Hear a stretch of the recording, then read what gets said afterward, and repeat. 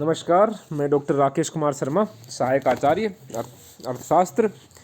आज हम public finance यानी कि जो बीए फाइनल ईयर में फर्स्ट पेपर है लोक वित्त, उसमें कैनन्स ऑफ टैक्सेशन, कराधान के धर्म सूत्रों के बारे में अध्ययन करेंगे। Cannons of taxation means the framing of appropriate criteria in the development of tax structure.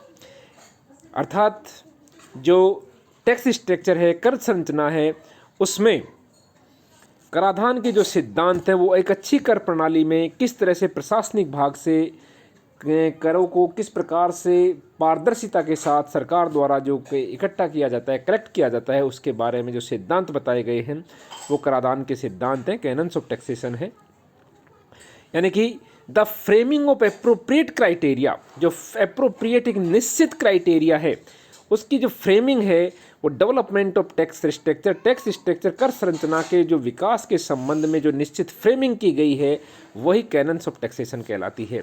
Adam Smith was the first person who gave principles to govern a sound system of taxation in 1776। सबसे पहले 1776 में professor Adam Smith ने कराधान के धर्मसूत्रों के बारे में बताया था। उन्होंने ही कराधान के सिद्धांतों का एक कैनन को तैयार किया था जो 21वीं सदी में करों को लागू करने और एकत्रित करने के सरकार में पूर्णतया लागू होता है। एडम स्मिथ ने कराधान के 4 सिद्धांत बताए थे। Number 1, canons of equality, certainty, economy and convenience, समानता, निश्चितता, मितव्ययिता और सुविधा का सिद्धांत।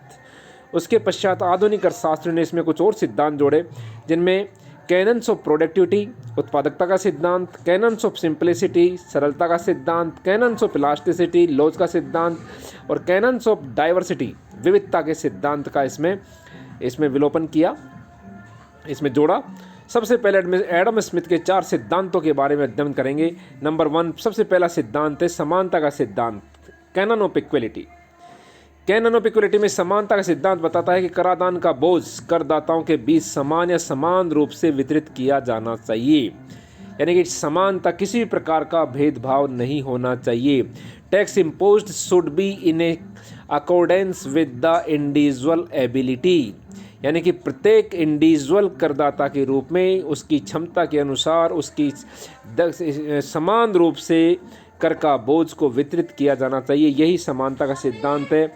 इसमें किसी प्रकार का कोई भेदभाव नहीं, राज्य के द्वारा कोई संरक्षण के बिना, किसी प्रकार के व्यक्ति में किसी प्रकार के भेदभाव के बिना सबसे समान रूप से कर को एकत्रित किया जाना चाहिए। कर देयता आय के स्तर के साथ साथ घटती बढ़नी चाहिए ताकि राज्य के रखरखाव में हर करदाता का योगदान उसकी आय के अनुरूप निश्चित हो। कम आय वाले व्यक्तियों को कम कर और अधिक आय वाले व्यक्तियों को अधिक कर दिया जाना चाहिए। नंबर 2 सिद्धांत है कैनन्स ऑफ सर्टेनिटी, निश्चितता का सिद्धांत। किसी व्यक्ति को जो कर देना होता है वह निश्चित होना चाहिए, न कि मनमाना।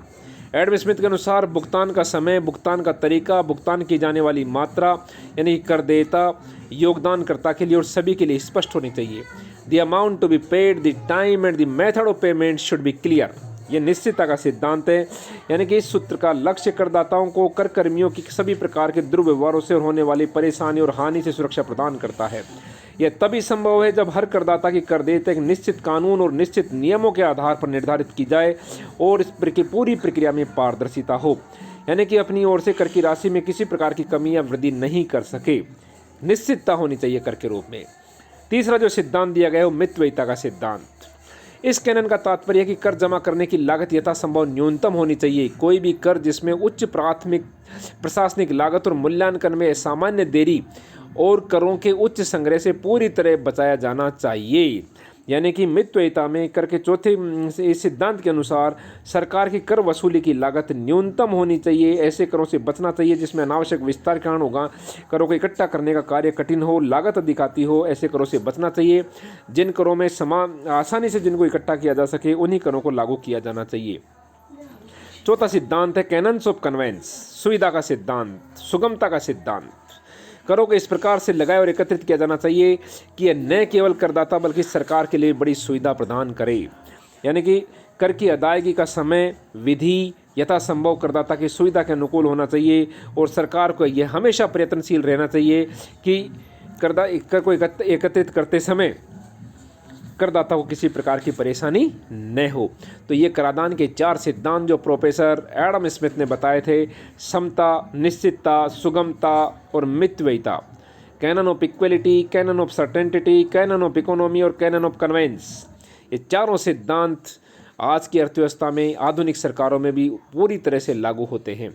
इसके पश्चात जो अगले सिद्धांत बताए गए हैं वो सिद्धांत एडम स्मिथ के अलावा अन्य सिद्धांत भी इसमें बताए गए हैं, जिसमें पहला सिद्धांत आता है उत्पादकता का सिद्धांत। उत्पादकता का सिद्धांत के अनुसार सार्वजनिक वित्त के प्रमुख और शास्त्रीय चाल से बेस्ट बिल के अनुसार करों का उत्पादक या लागत प्रभावी होना चाहिए। इसका तात्पर्य है कि किसी भी कर से होने वाली राजस्व उपज एक बड़े आकार की होनी चाहिए। इसके अलावा इस सिद्धांत में यह भी कहा गया है कि केवल उन करों को लगाया जाना चाहिए जो समुदाय के उत्पादक प्रयास में बाधा नहीं डालते हों। कर राजस्व से इतनी प्राप्ति हो जानी चाहिए कि सरकार को अपने व्यय की पूर्ति के लिए उधार लेने के लिए बाध्य नहीं होना पड़ा। यह उत्पादिता का सिद्धांत है।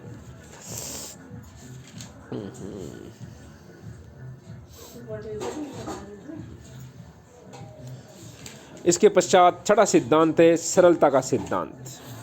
सरलता के सिद्धांत में प्रत्येक कर लोगों के लिए सरल एवं समझ में आने वाला होना चाहिए ताकि करदाता की सहायता के बिना इसकी गणना आराम से की जा सके और इसकी गणना में किसी प्रकार का बोझ न हो। यानी कि the tax system should be simple, plain and understanding by the common man. उसके पश्चात 7वां सिद्धांत है लोच का सिद्धांत, elasticity, canon of elasticity. Canon of elasticity means that yield from taxation should grow along with increase in the population and development of economy। यानी कि जो करदान है वो कर अर्थव्यवस्था के साथ पूरी तरह से लोचशील होना चाहिए। आधुनिक अर्थशास्त्री इसको बड़ा महत्व देते हैं। सिद्धांत का तात्पर्य है कि कर में लचीलापन में लोचदार होना चाहिए।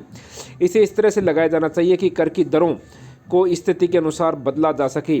जब भी सरकार को धन की आवश्यकता होती है तो उसे कर दरों को बढ़ाने के माध्यम से किसी प्रकार के हानिकारक परिणाम उत्पन्न किए बिना यथासंभव आय बढ़ाने में सक्षम होना चाहिए। और आखिरी है विविधता का सिद्धांत, कैनन ऑफ डाइवर्सिटी। यानी कराधान गतिशील होना चाहिए। इसका मतलब यह है कि एक देश की कर संरचना या एक या दो करों की बजाय प्रकृति में गतिशील या विविधता वाली होनी चाहिए। एक कर ढांचे में विविधता लाने से आबादी के अधिकांश क्षेत्रों की भागीदारी बढ़ेगी।